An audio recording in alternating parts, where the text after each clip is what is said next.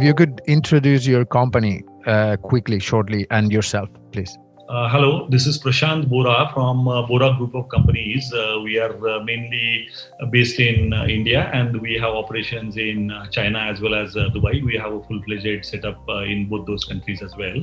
And we are one of the largest exporters of Indian specs, Samsung, MI, and various other brands. And we supply these goods across the globe. So one of the latest markets where we have done extremely well is Latin American market for MI. How Bora and yourself, how the company experienced the first lockdown last year? How did you overcome the issues that they were present both in India and also in Dubai, where you have base?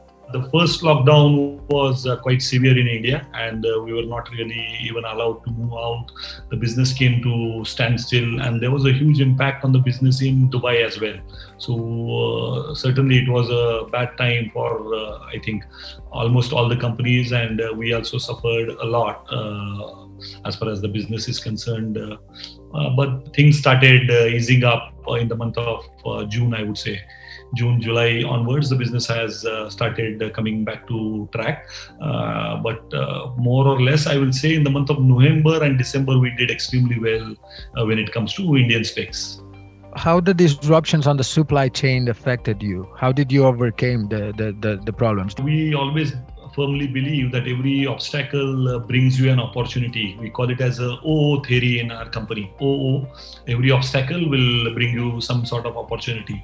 So as far as Indian specs products are concerned, we are mainly exporting products which are manufactured in India, and for those goods we get certain incentives from Government of India, and that is how these products are competitive in Middle East or in African market or in Latin American market primarily. So there was certainly a setback there because the manufacturing in India got affected a lot, and there wasn't enough supply there for the domestic consumption itself. So whenever there is not enough supply there for the domestic consumption, the brands will always, make the supply situation tight. So the business got affected, but then we started focusing on some other products other than the mobile phones, and that is how we could, grab some newer opportunities in the field of some other electronic products and some audio products, I would say. If you could dig in a little bit on what Indian spec means and how these benefited you in terms of market share.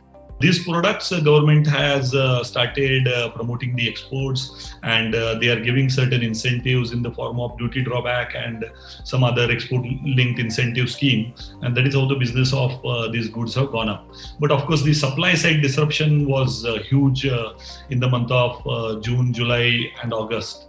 So from October onwards, the supply has become better. I think in terms of brands, Samsung did pretty well when it comes to managing their inventories and managing, the availability of goods well in the Indian market. So MI, there was a lot of issue there in India. So a lot of the goods, a lot of models used to get imported from China again. So in the month of September, October, MI imported huge quantities from China for their own brands' domestic consumption. Your best sellers are Xiaomi and Samsung, yeah? Yeah, our best sellers are MI and Samsung. I know that you also are big in Latin America. How do you see the Latin American market, and how do you manage to be one of the key players there? Most of the guys who are doing business in Latin America, they are the established companies in that region, and they are operating for quite some time. And most of the guys are having their operations and set up in Miami.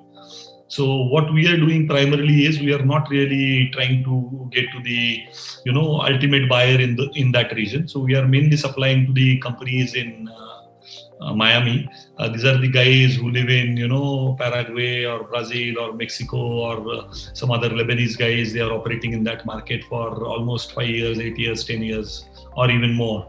So we are targeting those companies, and we are able to do very good business with them.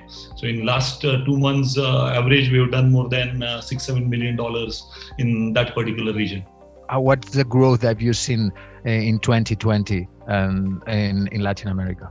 There was a huge shortage of global specs MI because of the pandemic that began in China, and the Chinese factories did not come back to work for more than 2.5 months, and that is when we could expand our market, and that is when most of the guys in that region started buying Indian specs goods.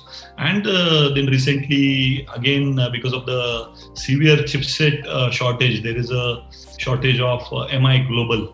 How do you see what happened with the European spec? If you could inform a little bit, because there's a lot of doubts of how Xiaomi is sold and what the specification is related to the product itself. When it comes to MI, what they are doing is they are primarily doing well in Indian market for last more than 10-12 quarters, I would say. So almost last 10 quarters, quarter on quarter, they are a number one player in terms of volume in India. Again, they are one of the top 4 brands in Chinese market after Huawei, Oppo and Vivo. So they're doing well in that market as well. And the Chinese smartphone market is almost 2.5 times that of Indian market. Indian market is close to 13-14 million handsets every month. Whereas in China, I believe close to 30 to 35 million smartphones are sold every month. So these are the 2 major markets for them.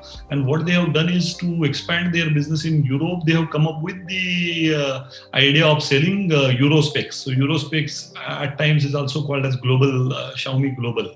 So there are mainly 3 specs as of now. I can see one is Xiaomi Chinese, and then Xiaomi Indian specs, and then Xiaomi European, that means Xiaomi Global. And the Latin American market, whatever goods are primarily getting sold are Xiaomi Global. If you could give us some insights on Samsung itself right now. Overall, their business is going down in some countries very fast, and in some countries their business is constant. So I think overall their global business has come down. I don't think the business is going up, and the market is being captured by some other emerging brands like Oppo, Vivo, MI, and of course Huawei, I believe has captured almost 20% global share last year. And I think Samsung's global share has come down from 22% to 20% in last year. This is a kind of market where innovation is extremely important, and the speed at which you innovate and you bring the product in the market is extremely important at this point of time. If the companies fail to innovate, they will surely lose the market share to some other brands. So a lot of value for money products like MI are capturing markets in various markets across the globe. How do you see, Bora? What will be the strategy for this 2021? And overall, how do you see the 2021 market? The business has slowed down again after the month of November and December 2020. The beginning of 2021 is slightly slower, I would say. And when it comes to Bora Group, we would like to expand our business. We would start our operations in Hong Kong and in Latin American market in coming year. In fact, starting a operation in Hong Kong was on card in the year 2020 itself. Though we have a setup in China that is for our manufacturing business, that is not for our trading business. We were going to start a full-fledged setup in Hong Kong. We couldn't start because of the pandemic. So hopefully this year, once the things ease down a little bit more, we will start working on that particular aspect of the business. So we are hopeful that we'll continue doing well in this year. Let us see. Do you have any tips on for the industry in general? It is a fantastic industry to be in, but we all need to work on our fundamentals. We all need to work on, improving ourselves in various areas of our business when it comes to our management skills, our organizational skills, our team building exercise.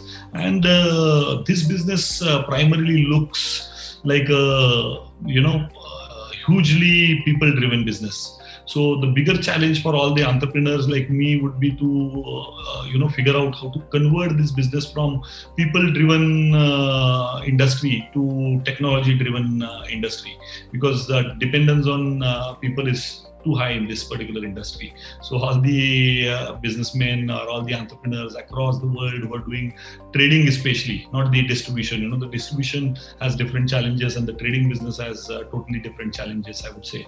And I wish all the best to all the fellow colleagues in this industry.